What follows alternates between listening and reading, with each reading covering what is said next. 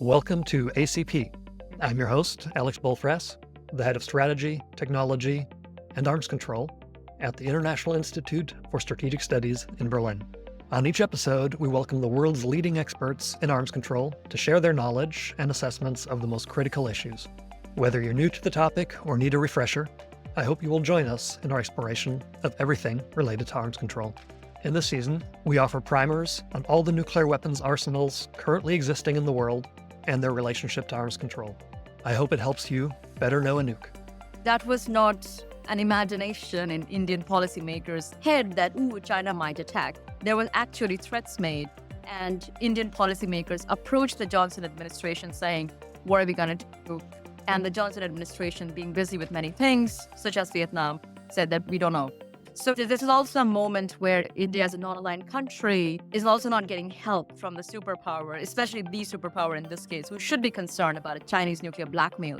You've got these three countries sitting next to each other with territorial disputes, with possibilities of crisis of all kinds, but which don't have a nuclear dialogue going on with each other to address each other's misperceptions, to understand each other's doctrine, and to see what kind of a capability trajectory they seem to be on.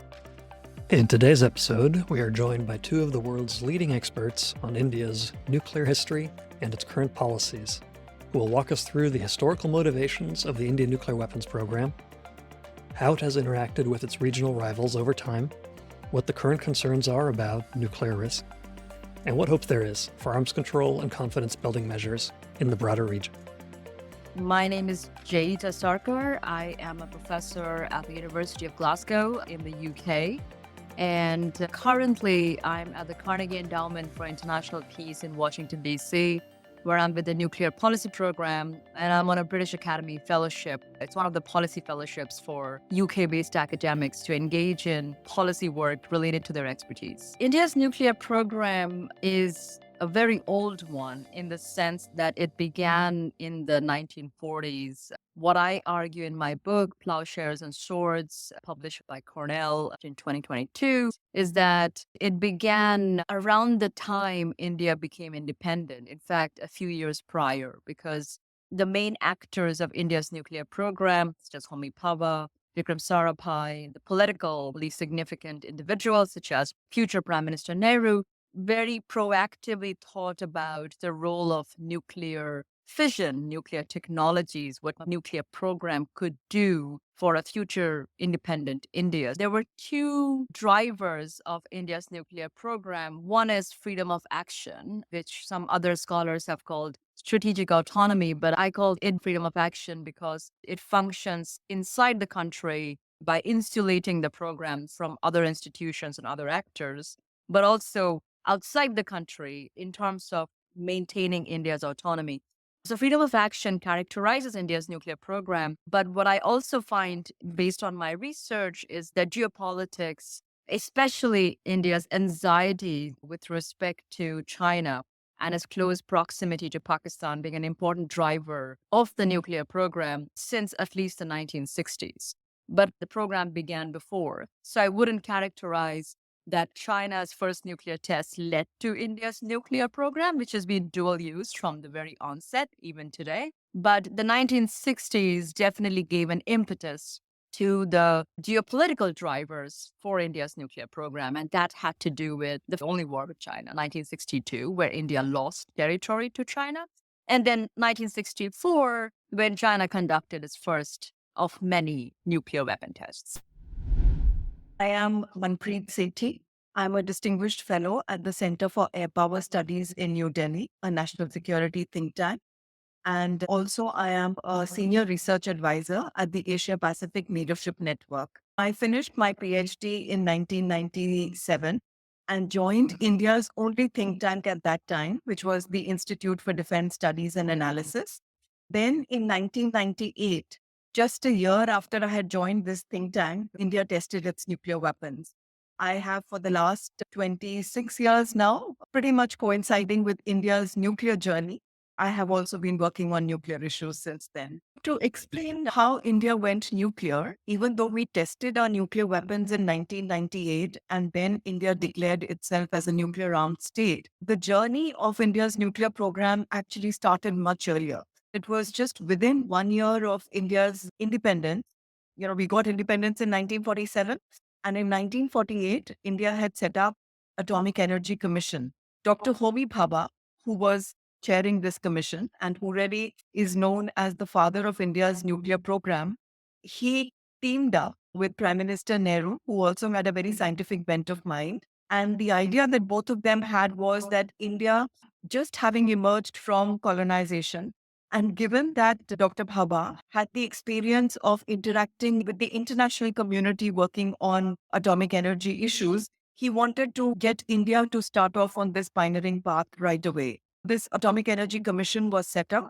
And while the idea at that time was that they wanted to progress India on the peaceful uses of nuclear technology, and India did gain from the Atoms for Peace program that President Eisenhower in the US had floated in the early 1950s, the realization that nuclear weapons was a dimension that was important was not lost on either Bhabha or on Prime Minister Nehru. In fact, in 1945, the nuclear weapons were used.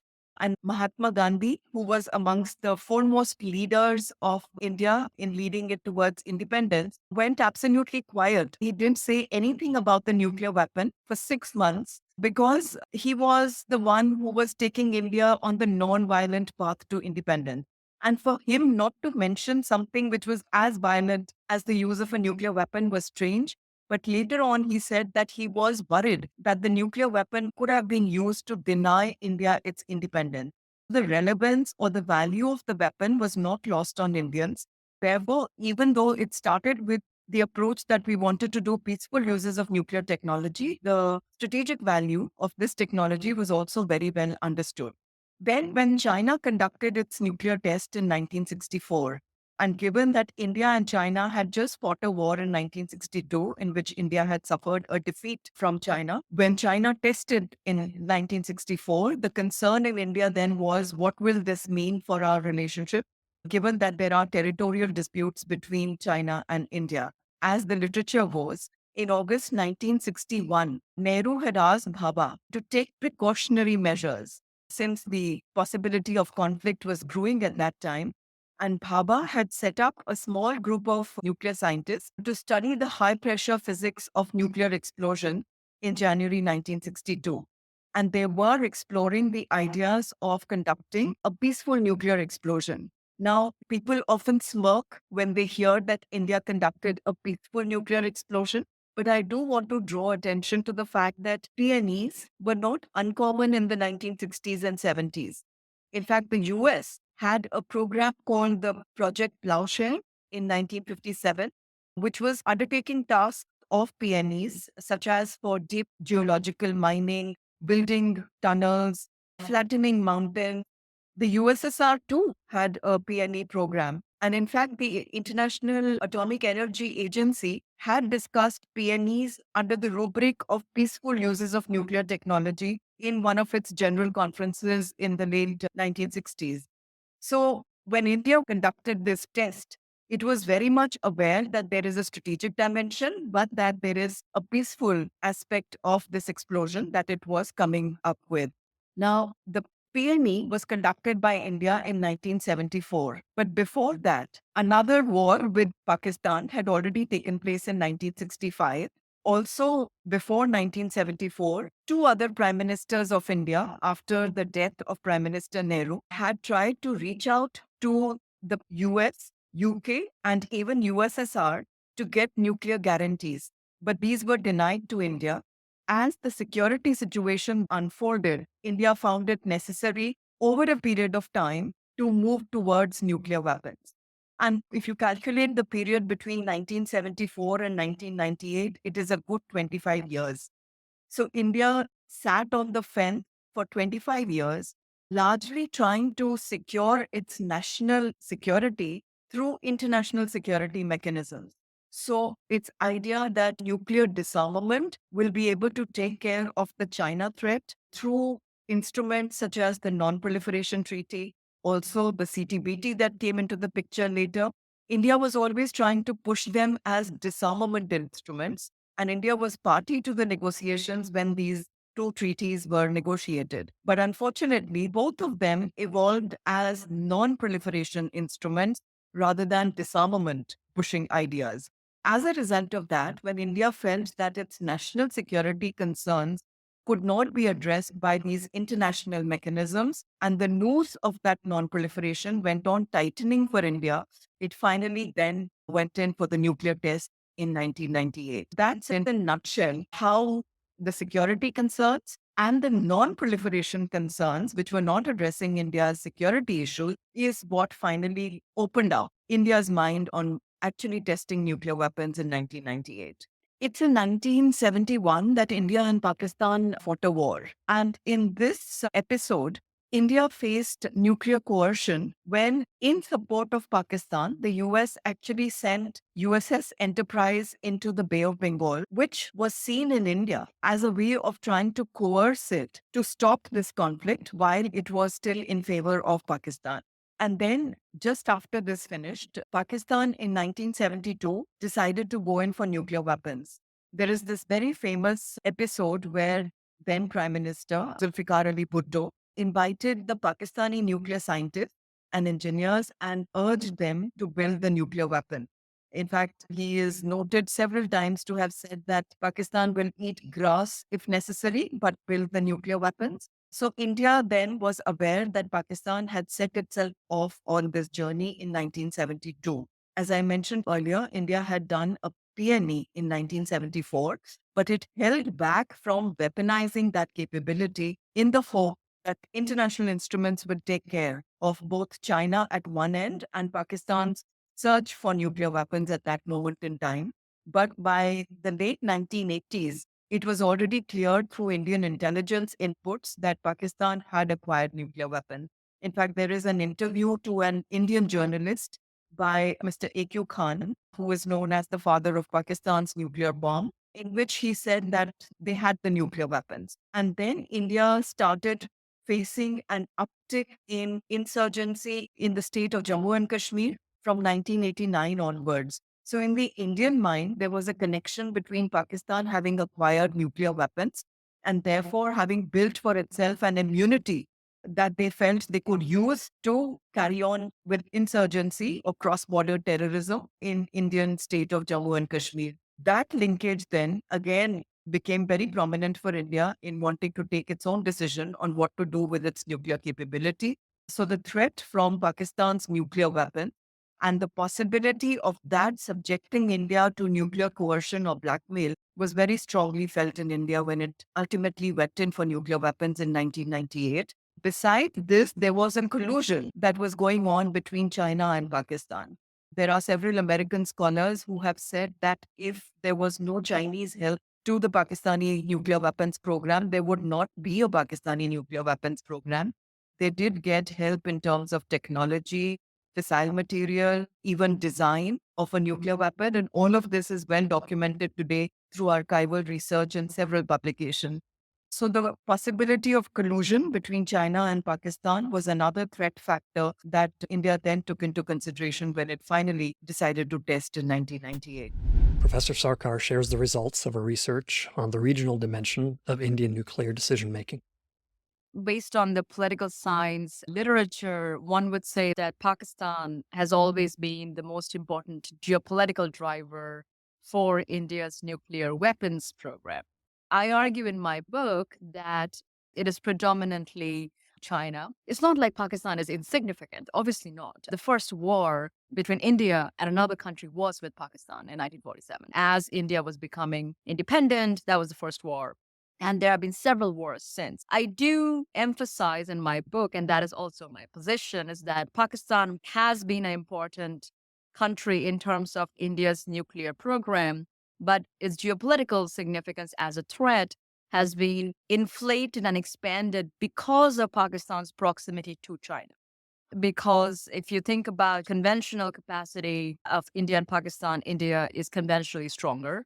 But because Pakistan's close relationship with China very early on, so there was an agreement, other people have written about, like Rudra Chaudhary and others, that there's this proximity between Pakistan and China on the geopolitical realm really affected how India saw the two adversarial neighbors on its two sides. Pakistan, even though conventionally weaker, has a very strong ally that has nuclear weapons after 1964, that is China, and China just being conventionally stronger than India. So I think the influence of India-Pakistan rivalry on India's nuclear program during the time period of my book, 1940s to 1980s, cannot be treated separately from the very important China factor. And if we think about nuclear programs, they're national programs, but they're also global at the same time. Whether these are partnerships of the country per se, that India getting technologies from other countries, but also the non-proliferation regime, right? And how the United States perceive the potential of India's nuclear program vis-a-vis other countries. There was a lot of anxiety within the US administrations, Kennedy and Johnson, specifically about what a Chinese nuclear weapon test would mean for India. It's not a new argument that I'm making that China is very important, but within the political science literature of South Asia and South Asia policy experts who often tend to focus on the present moment, where Pakistan is definitely very important, its nuclear weapons program makes it just as significant, because it's a question of parity through nuclear weapons, just as significant as another country. We tend to forget what it looked like before 1998 when both countries had nuclear weapons, right? So India and Pakistan tested nuclear weapons in May 1998. That's a point of parity, and then questions about strategic stability and all of that we know about. But we go back in the past, the time that I'm talking about, the India-Pakistan dimension or dyad cannot be separated from the China factor before Pakistan got nuclear weapons. And I show in the book how 1962 war I already mentioned, that is the India-China war. 47 India-Pakistan I mentioned, but what is important is 1965 war. It's between India and Pakistan. The people still think, wait, that's not a very important war because it ended in ceasefire. There was a fight here and there, and that was okay. But the point is, it was during the 65 war between India and Pakistan that China threatened to open a second front of the war in around Sikkim, which is the Siliguri corridor called the chicken snack. And that was not an imagination in Indian policymakers' head that, China might attack. There were actually threats made. And Indian policymakers approached the Johnson administration saying, what are we going to do? And the Johnson administration, being busy with many things, such as Vietnam, said that we don't know. This is also a moment where India, as a non-aligned country, is also not getting help from the superpower, especially the superpower in this case, who should be concerned about a Chinese nuclear blackmail. So the 1965 war sealed this aspect of that India-Pakistan dyad is intrinsically related to the geopolitical adversarial relationship between India and China in a very conventional territorial sense. And then the 71 war, where Pakistan actually lost territory, that is, East Pakistan became a new country, Bangladesh. It was a 13-day military intervention by India that is considered to be a victory, and it was a military victory. At the same time, led to this anxiety that what are we going to do about these borderlands of Sikkim and the Northeast that still has significant amount of insurgencies against the Indian nation state, and various kinds of fragmented belonging to Eastern Asia and sometimes China, right? There is also this aspect of how to code, if you will, of warfare, in the sense when there is an actual war, there is a beginning and an end, and the outcome is victory, but it still leads to incredible amount of geopolitical anxiety in the minds of policymakers of the victorious side, which is the 71 war. And once again, it doesn't make any sense unless we combine India, Pakistan with China. What is also interesting in India's nuclear program, like most nuclear programs, is a national nuclear program, obviously, but then no nuclear program is insulated and national. These are all global projects. And so there is a lot of partnerships that are involved. Also, in the case of Pakistan, and I have dabbled quite a lot in the Pakistani programs to make sure I know enough to connect it with India's nuclear program. What is interesting in the Pakistani case is that after the 1971 war, which was a military victory for India, but was a very clear loss for Pakistan. Not only was it a loss, it's a military loss, but also loss of territory. There is good enough evidence to argue that this is when Pakistan adopted a very clear, concerted effort to get nuclear weapons. However, 71 war was not the first time because Zulfikar Ali Bhutto in 1965, the other war also said that we have to get our nuclear weapons. We're going to eat grass or do whatever. What is interesting and what I would like to talk a little bit more is about the actors, the partners in the case of Pakistan. Just like India's nuclear program, which was global partnerships, because it would have not been possible otherwise, right? Even the Manhattan Project is actually a global project, right? Without scientists from Europe in Los Alamos and other places, it would have not worked out. So there's always a global dimension to every nuclear program in the world. With respect to Pakistan, I find that after India's first nuclear explosion in May 1974, France becomes an important supplier, not permanently, for the moment. And why does this happen? Because the Energy Atomique, the French Atomic Energy Commission, had to renegotiate its contracts with India after India's nuclear test because there were claims that did the French help Indians, which they did not. But as in for the explosion, but there was some reputational costs that were involved. And the French had to renegotiate contracts with their Indian counterpart, the Department of Atomic Energy. Within the French nuclear establishment, there was this concern that the French Atomic Energy Commission is losing business. This was a moment when Pakistan asked for a plutonium reprocessing plant that would have allowed Pakistan to also get plutonium and potentially test a device if possible, just like India had done, because India had also explored a plutonium device. And the French had agreed, and they signed the contract. And I fail to recall from my archives, having done this research a long time ago, with construction had started or not, but it was very close. And so it was only after US pressure bilaterally through Paris, Washington, but also multilaterally through the Nuclear Suppliers Group that Paris finally pulled out. This is a time when within Pakistan, there was also a shift away from plutonium pathway to a uranium enrichment pathway. This has to do with the two Khans, Munir Hamid Khan, who was adopting a plutonium pathway, and A.Q. Khan, who is quite well known within the non-proliferation circles that we inhabit through the A.Q. Khan network. He was in the Netherlands, he was in Urenco, he was a metallurgist, and he was able to get some of the Urenco technology with uranium enrichment and move to Pakistan. With that, he was welcomed and he was asked actually to contribute to Pakistan's nuclear weapons program. It's fascinating how the 1970s is a moment of how the global proliferation pathways shift in this moment in South Asia, in the Pakistani case. And what is also notable is that this is from the late 70s, 80s onward. Because think about the Cold War and the Soviet invasion and occupation of Afghanistan and how Pakistan becomes an important partner of the United States, leading to the US ignoring Pakistan's nuclear weapons development. This also allows Pakistan to get a new partner, a more willing partner that is not part of the NPT, not part of the NSG at that time, that is China. And so China becomes a nuclear weapons technology supplier, and that helps Pakistan with its uranium enrichment pathway. And so with Chinese nuclear weapons assistance, Pakistan is really able to get nuclear weapons development and really make progress on them. We go back to Dr. Sethi. India, China, and Pakistan inhabit what we geographically call Southern Asia. It's a rather unique situation in Southern Asia that you've got three countries that are geographically contiguous to each other, that have territorial disputes with each other, and that also have nuclear weapons.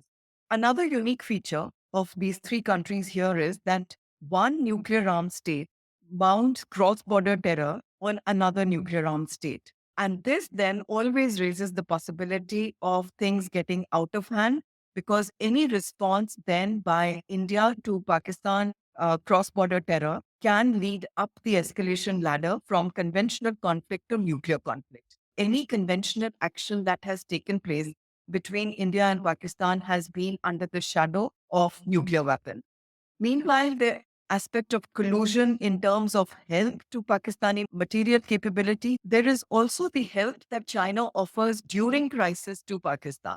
That is meant to then cow India down into not going further with what it is wanting to do with Pakistan. That's another complex situation that comes in with three players in this little geography that we have here. All three of the countries are practicing nuclear deterrence in different ways. You've got, for instance, Pakistan that talks about full spectrum deterrence and that believes that nuclear weapons are in a continuum from conventional to nuclear. So every time there is a conventional crisis between India and Pakistan, Pakistan likes to draw attention to its nuclear weapon and to suggest that any conventional response by India will take it up the escalation ladder. That Pakistan does not have the ability to fight a conventional conflict and therefore nuclear weapons will come into play. It's a strategy of brinksmanship that likes to project the use of a nuclear weapon in warfighting. Compared to that, India has a strategy of deterrence through nuclear weapons, through the idea of punishment that will come with nuclear weapons. India is not suggesting war fighting with nuclear weapons, but that any use of a nuclear weapon will result in retaliation that would inflict punishment on the other side. And then you've got China, which has not only a lead of 34 years compared to what India and Pakistan when they started their program, but it is also looking at the US as its primary point of reference of threat for building up its capability. China has in recent times begun to feel that it must have a certain kind of parity with the US, and therefore it is expanding its nuclear numbers. China's nuclear numbers had remained stagnant for almost 2 decades, but in the last decade or so, we are seeing an expansion of its nuclear numbers as well as addition of its nuclear capabilities. Now, while China says it's doing all of this in order to strengthen its deterrence vis-a-vis the US, there is a downstream impact that happens then on India and on Pakistan thereon. That's how this strategic chain conundrum in Southern Asia is different from nuclear weapons in any other part of the world. And then another very difficult aspect of this nuclear relationship here in Southern Asia is that there is no dialogue between these countries that's happening on the nuclear issue. Between India and Pakistan, there were some very forward looking nuclear CBMs, confidence building measures, that had been thought about, some of which are in place even today. In fact, when India and Pakistan first tested their nuclear weapons in 1998, the international community was extremely critical of the action that they had undertaken. And they kept talking about the possibility of the two countries blowing themselves up with nuclear weapons. South Asia was called the nuclear flashpoint. In order to address some of these concerns, within a year of testing their nuclear weapons, India and Pakistan had an outreach to one another and came up with a memorandum of understanding which brought together some very progressive CBMs. But unfortunately, the confidence between the two countries has not gained much. We are in a situation today where, for the last 5 years, the two countries have faced a highly difficult and tense political relationship. And there's no dialogue that's happening on the nuclear issue at the official level between these two countries. On the other hand, since China does not recognize India as a nuclear weapon state, still tells you that you are illegitimate because you don't subscribe to the NPT and you cannot be taken in as a nuclear weapon state, China is not willing to have any kind of a nuclear dialogue with India. You've got these three countries sitting next to each other with territorial disputes, with possibilities of crisis of all kinds, but which don't have a nuclear dialogue going on with each other to address each other's misperceptions, to understand each other's doctrine, and to see what kind of a capability trajectory they seem to be on. Professor Sarkar reflects on Indian policy toward arms control. I'm not entirely sure how much India would be an important actor in terms of arms control, which I like to define as reducing vertical proliferation, reducing stockpiles. I don't see any real opportunities for any of the countries in this triad, India, Pakistan, or China, in terms of arms control. I can only think about ways in which an inadvertent escalation can be prevented. And I think that's what is more important to talk about with respect to peace and stability in the South Asian subcontinent. There have been at least two instances of surgical strike by India on Pakistan. One was on the Pakistani side of Kashmir, and the other one was on Pakistani territory. And so these were acts that were not responded to from the Pakistani side. And I think that that is commendable. but I worry about what a future surgical strike might lead to. That is a conversation to be had in terms of what could topple the apple cart of nuclear deterrence in South Asia in the context of surgical strikes by India and the role of violent non-state actors coming from the Pakistani side. Because surgical strikes did not come out of nowhere. The military didn't just wake up and we're going to do surgical strikes today in Pakistan, because why not? That's not what happened. There were actual terrorists. The whole terrorism stuff goes back to the late 70s. This is, once again, not a new problem. It's just become a more pervasive problem because it's more frequent. This has also affected what Pakistani society looks like, because it's like a Frankenstein. If you nourish one, it's going to bite you at some point. So the terrorism also affects Pakistani society directly. It's also Pakistani government directly. But then what does that mean when you also have tactical nuclear weapons that are along the border on mobile trucks?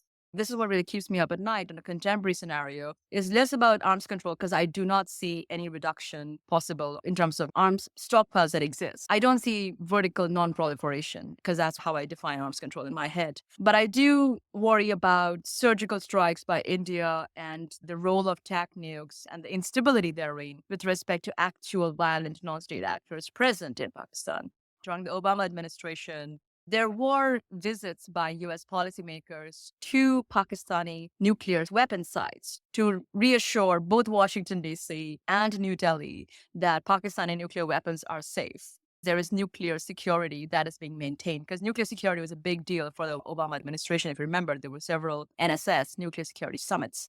None of that has happened during either the Trump first administration or the Biden administration. There are no talks that I'm aware of in terms of that. But the problem has not disappeared. We still worry about tactical nuclear weapons on the Pakistani side along the border, which are some of their mobile trucks. We still worry about violent non-state actors. And now we have India that is very comfortable with surgical strikes because it's done it twice already.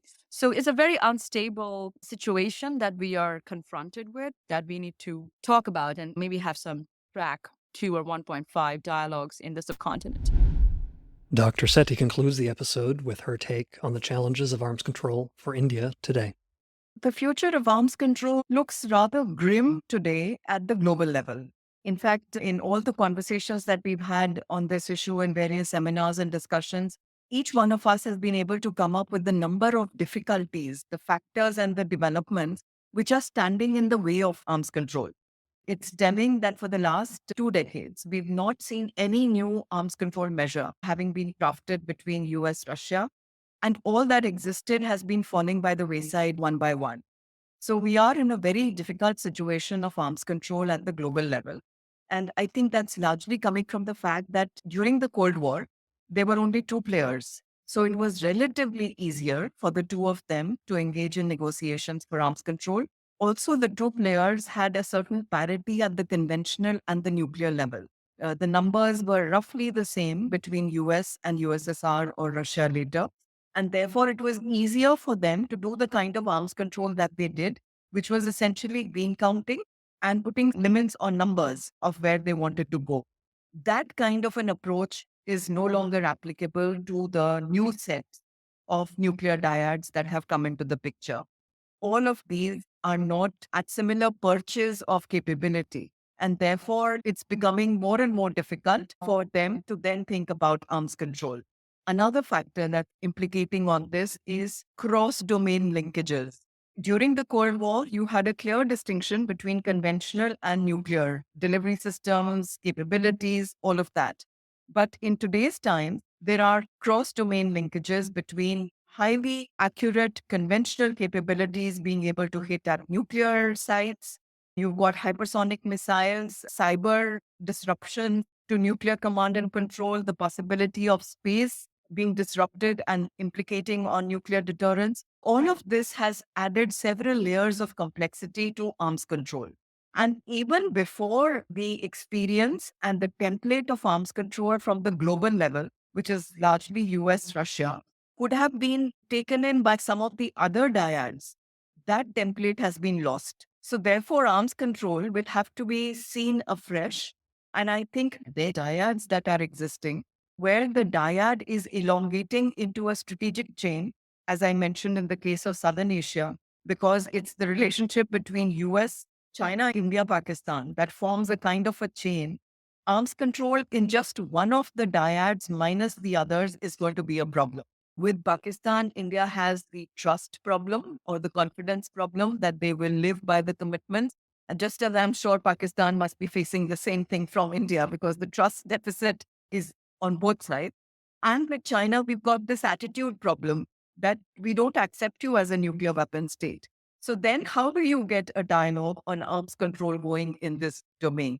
I think India started out with the understanding that arms control was something only for US, USSR, Russia, that arms control was essentially technology denial, that arms control was rationalization of the numbers. So they had gone to 50, 60,000 nuclear weapons. They realized they don't need so much. So they started cutting down and reduce their numbers.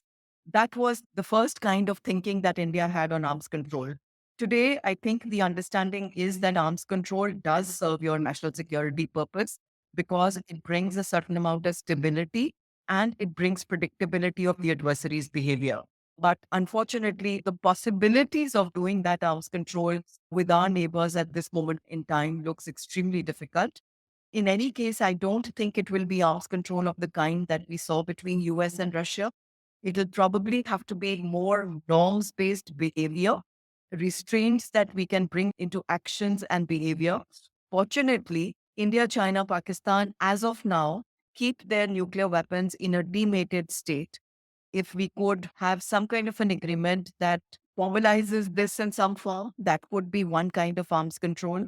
If we could, for instance, have agreements amongst the three of us to say no attack, no cyber attack on nuclear command and control, that could be one kind of arms control. Fortunately, between India and China, both of us have a very similar doctrinal approach to nuclear weapons. So no first use is something that both India and China follow and have declared as part of their doctrines. Even though this is non-verifiable, there is a fair amount of understanding of why NFU makes for a good strategy. There is a certain confidence level that is there between India and China that is not between India and Pakistan because Pakistan does not accept no first use. But really, I think all of us are struggling with what could be the arms control that could populate the global space and then have some kind of an impact also at the regional level. So not a very promising scenario at this moment in time. I don't know whether we are waiting for a Cuban Missile Crisis moment before we begin to realize the value of having some kind of strategic stability and predictability in the nuclear domain. Thank you for listening, and to our guests and the European Union's Non-Proliferation and Disarmament Consortium for funding the series. Until next time, stay optimistic.